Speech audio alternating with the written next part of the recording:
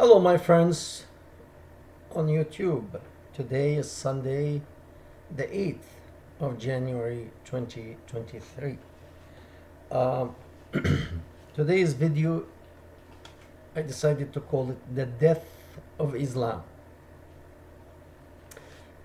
Before we start, I must apologize about last week because I promised that there will be a recording with a former Muslim. However, unfortunately, this did not go through, but uh, I still would like to see if anyone um, who is a former Muslim, a person who left Islam, and would like to share the experience, and even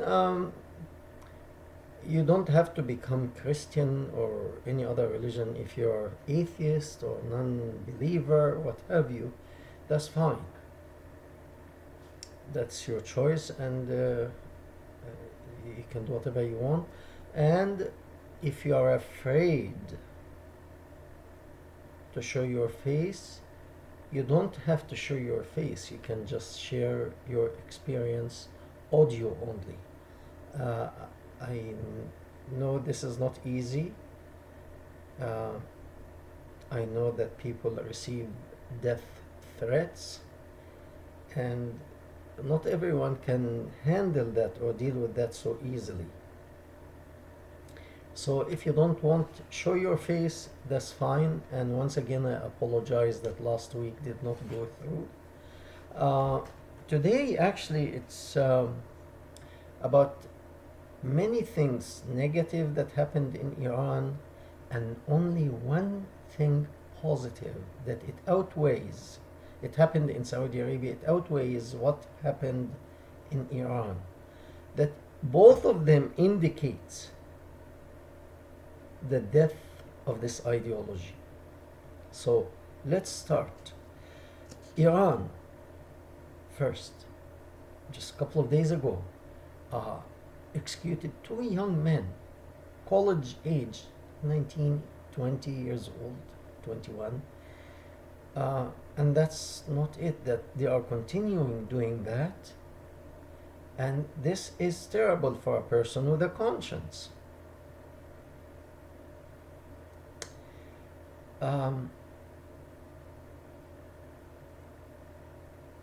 That's number one. Number two is very interesting.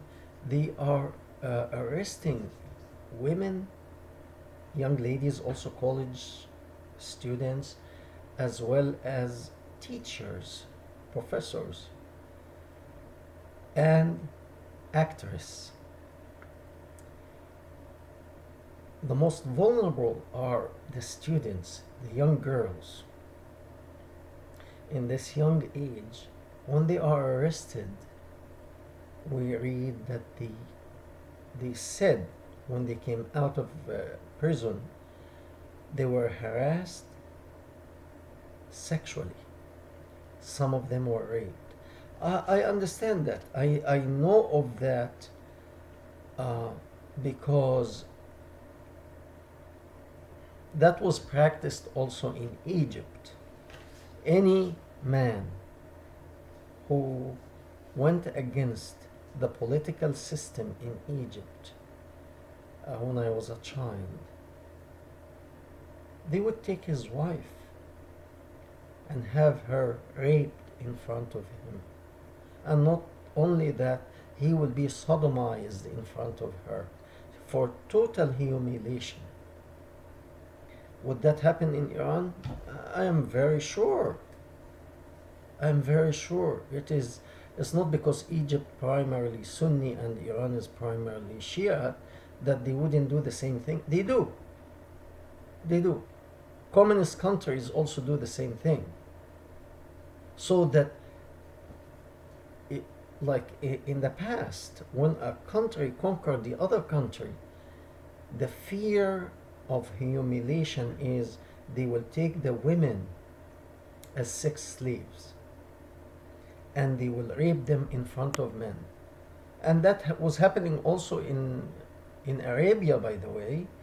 And it was adopted by the founder of Islam. So when they took women as sex slaves, he gave the blessing to his followers, to his army, that go ahead, start enjoying.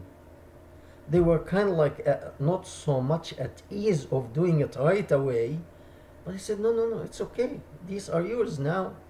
Don't feel shame or anything. Go ahead, enjoy. And their husbands have to watch that.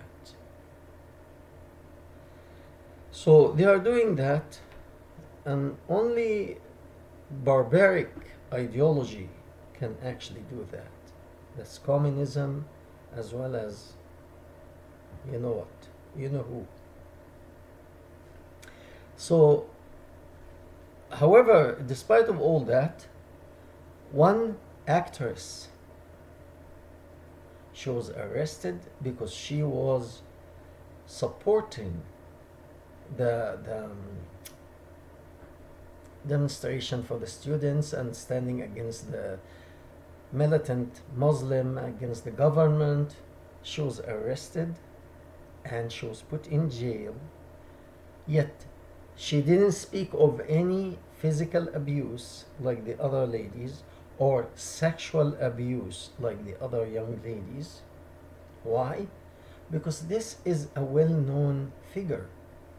Should they do anything like that with her, the word would be out quickly. But she came out. That is a clear indication that this ideology is done at the last breath. It's either at the last breath, dying, or already dead. In my opinion, it's already dead. It's just kicking. So she came out. Her hair is uncovered. Her friends came to meet with her, and I'm sure all of them they had uncovered hair. She's an actress, and she doesn't believe in any of this nonsense. I'm sure artists actually are well more informed than other people, the average person. So she's an artist, and she came out and uncovered head, and she's still speaking against the system and the regime and the religious leaders. Why is it that an actress get arrested and come out, and young men and women get executed? And the reason is because they don't have the same support, really, like this lady. So if they kill her, they will be in deep trouble. It will be real, it will turn so bad against them. But they can afford to kill a young man who is 19, 20, 21, 23, 25 years old and get away with it.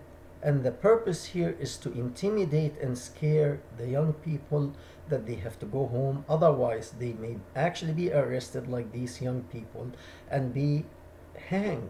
And it happens so quickly. You think you should actually, this is a life of a human being. You should investigate carefully. You should take your time until everything is done, that there is no shred of doubt that this man, you cannot bring him back to life after he's killed, after he's hanged, and you discover that he actually didn't commit the crime that you hanged him for. How are you going to deal with this situation? And yet they don't care. Just kill him so that he can be an example for others, that they stop demonstrating and we can continue in our offices as leaders, as rulers, as the, how do you say, like the caliphate, the word of God on earth, God in the flesh on earth, representing God. All that is negative, however, it indicates the desperation that the Islamic system, I know it's the Shiite Islamic, but still Islamic, in Iran is in. They don't know how to deal with it other than intimidating the people. And when we come to the young lady that she was a climber, she was doing climbing sports, and when she was, I can't remember the country, I think it was England, I'm not sure. Anyway, uh, she was in a competition and she was climbing, and of course, you don't want that head cover on your head if you are a woman climber to have to deal with. She didn't put it on, and when she went back home, she said that it fell off my head as I was starting to climb. Just to please them. Anyway, I read recently that they sent bulldozers or whatever heavy equipment to destroy her home, her family home, her parents' home. Why is that? Intimidation. You don't do what we say, we are the leaders, we are in charge, and you don't do what we say, you will face heavy consequences. Some of it is death, and we could take you to jail and you will be raped. And for myself as a father, this is probably one of the most thing that it will make me think twice. I can take responsibility for myself and my action. But if you are going to do something like this to any of my children, it's not that I'm going to stop. I will not stop even if this happened. But I can understand a father or a mother when she sees her daughter arrested, going to jail, to face such situation. I understand. It's not easy. So with all that negativity, there's one positive thing happened in Saudi Arabia recently, a couple of days ago, that the Crown Prince of Saudi Arabia announced that the coming Hajj will not require what's called muhrim for the women. I will explain that. In Saudi Arabia, women could not move from one block to the next block without having a male guardian. Okay? That male guardian in Arabic called muhrim. However, about 5 years ago, he said that's not necessary. And before, a woman, if she wanted to go to the supermarket to buy some food for her family, to prepare lunch or dinner or whatever, she had to take a adult male guardian with her to go out to the market, buy whatever she wants, and come back home. So if she had an adult son, he used to go out with her, or her husband, or her father, an adult or brother. So she has two people have to go, occupying two people for the same job. And the reason is they couldn't trust the woman to go out, as if the moment she goes out of her house, she is going to pick up the first man, I wouldn't call him man, the first male she meets, and she will go with him and have sex, and then buy whatever she needs and come, and maybe on the way back pick up another guy. Such mentality, this sick mentality that this founder left people with. But again, he may have left this kind of tradition because his mind was that sick. He thought a woman cannot be left alone. Well, he had an experience actually that his young bride, the one who married when she was consummated his marriage with her when she was 9 years old. When she became 18, she was running around with young guys. So he didn't allow woman to go out by herself because he knew what she can do. But again, it's not like all women are having at the age of 9 a husband of 54 years old. That's not, I never heard, other than this guy, I never heard of another one man 54 years old went to marry, consummate marriage with a 9 years old. Anyway, so the women in Saudi Arabia were not allowed to go out until 5 years ago to get the necessity for their homes. Then the Crown Prince of Saudi Arabia changed that. So she can go out to the supermarket. Let's say the supermarket is a couple of blocks away. She can go and buy her stuff and come back home. Later he opened that a woman can drive a car. So she can go to visit her family, her parents, home, while he is at work. She can do many things. She can drive a car and go different places. And then later on, he allowed women to travel even not domestically, not from city to city in Saudi Arabia, but also internationally. She can buy a ticket, let's say, to France, to Britain, to Canada, and travel by herself. That was unheard of 5 years ago. And the most dangerous time, because the woman is all alone for a while, for the duration of performing pilgrimage, which is called Hajj in Arabic. That's about couple of weeks she is by herself, and in couple of weeks so many things could happen.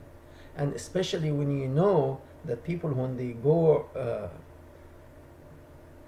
doing that around that black building, going around the black building in Saudi Arabia, in Mecca, they are practically naked. They have a man, he has a towel around his waist. They don't have underwear. He has a towel covering around his waist, and another towel on his shoulder. And the women, the same thing, but they have a very, very wide dress. That's it. That's it.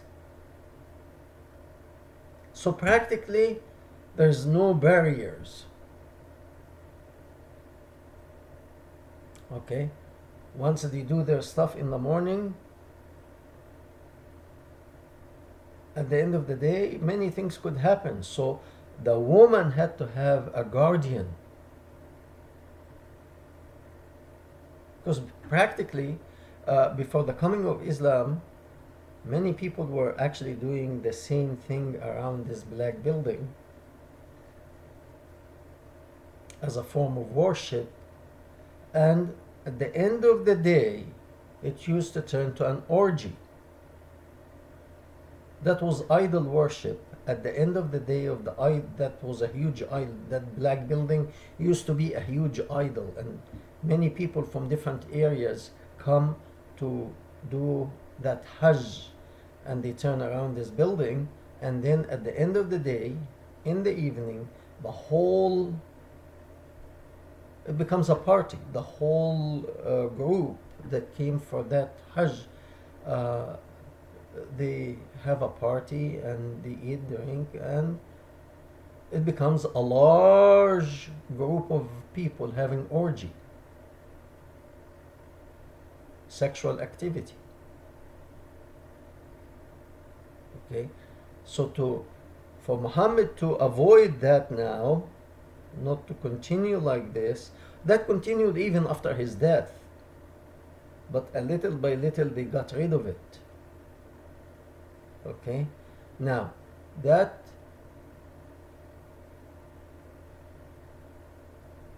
fear of this to happen again, the Crown Prince of Saudi Arabia, I think because he knows quite well, he's well informed, you could say. If people want to do that, they will do that. So there is no need to pretend. If they want to commit that, if they want to do these things, they will do it. So anyway, that's my take for this. And please, if you want to consider sharing your experience leaving this kind of ideology, we're open. Put me a comment. I'll send you my email and we can take it from there. But please, let's stick to the subject. Thank you very much. We hope to hear from you.